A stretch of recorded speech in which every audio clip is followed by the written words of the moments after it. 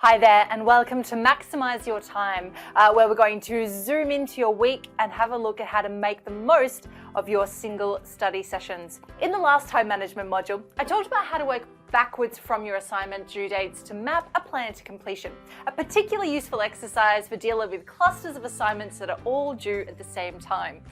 And today I'm going to talk about how to zoom in and rather than look at the whole semester view of our time, have a look at how we can make the most of our weekly timetable and our individual study sessions. So how do we know how much time we need to set aside?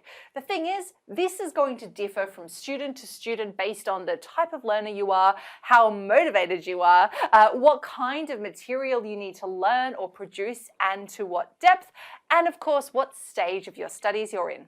But having said that, something that research shows us is that humans have some pretty consistent cognitive limits. Basically, we all have a maximum capacity for concentration, and we can use this to guide how long we study for in a single session in order to make the most of our focus, our memory, and our productivity. Our brains work best in short bursts. But these can't be too short because we need time to dive into our material at a deep level and do something productive. And so we need to find this magic formula somewhere around the 1 to 2 hour mark. If we keep studying, whether that be reading, writing, calculating, or analyzing, our concentration begins to lapse and we start to see some diminishing returns. Basically, the quality of what we produce in that time will start to take a dive. So we want to organize our time so that we make the best use of those 1 or 2 hour blocks of time. But first, we need to know when we have this time to study. So this brings us to our weekly planner. Most of you will have contact hours that range from anywhere to 2 to 3 hours per topic to up to maybe even 8 per topic, depending on what you're studying. But as I'm sure you know, those few hours of contact hours do not mean that that is all the time in a week that you need to dedicate to a topic. So we need to set aside some independent study time in order to complete everything we need to do. So get out your weekly planner, your diary or calendar, whatever it is that you find useful, and begin by outlining exactly what your contact hours are. So these are the times that you need to be in class, whether that's face-to-face or at a Collaborate tutorial. Also, make sure you set aside time to watch your lectures, even if you don't need to watch them live. No one wants to have to watch 20 hours worth of lectures at the end of semester.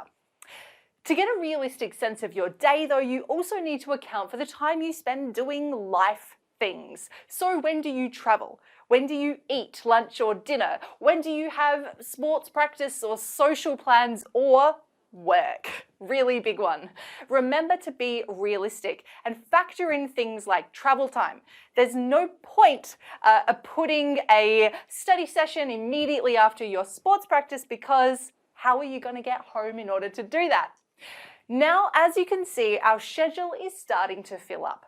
But we can also see that there are some really great little pockets of time that we can make the most of and block out those 1 to 2 hour study sessions. And this will not only give you a more realistic sense of your day, but it'll also give you a sense of structure. Now, as I said, how many of these you need a week will change depending on a number of factors. So it's important to find a schedule that works for you. Be realistic and take into account your assessment, your required readings, preparation time, extra quizzes, or any extra study that might be required, say for an exam. And also know that there are going to be those weeks, like those assignment cluster weeks, where you do need to lean in and spend more time studying, and other weeks where things will be a little bit lighter and you can lean out and give yourself a little bit more free time for things like your social life or earning a little bit of extra money at work. So importantly, remember that this schedule is flexible. Spontaneous events can disrupt us, and they will. Things don't always go according to plan, and that is okay. You can make a new plan. You can always start again. So now let's zoom in to one of these individual study sessions. Now, as I said, 1 to 2 hours is best because it makes the most efficient use of our attention and focus. Our brains work best in frequent bursts followed by short breaks. And this is important not only to maintain our concentration, but because our brains actually need time to digest material. And this is particularly important if you're revising for something like an exam. You know how sometimes you're sitting at your desk like puzzling over a problem that you just can't solve, and then you finally give up, you go for a walk, you go take a shower, you play a video game, and then boom, suddenly the solution to that problem just pops into your brain. That is our brains working on solving these problems behind the scenes. But in order for them to do this, we have to put in the work first. So, to make the best use of our time then, we need to go into our study sessions with a plan. So write yourself some goals or some to-do tasks.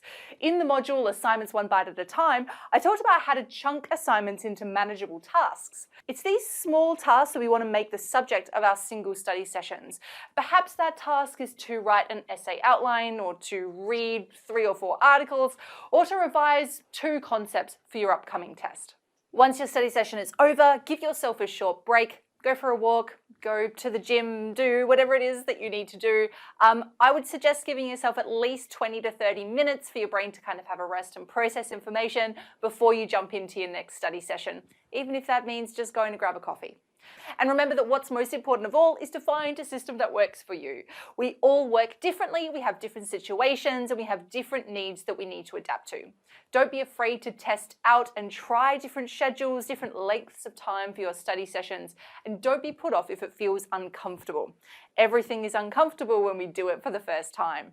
And after all, if you don't keep to schedule, be kind to yourself. Try again tomorrow. That's all from me. I'll see you next time.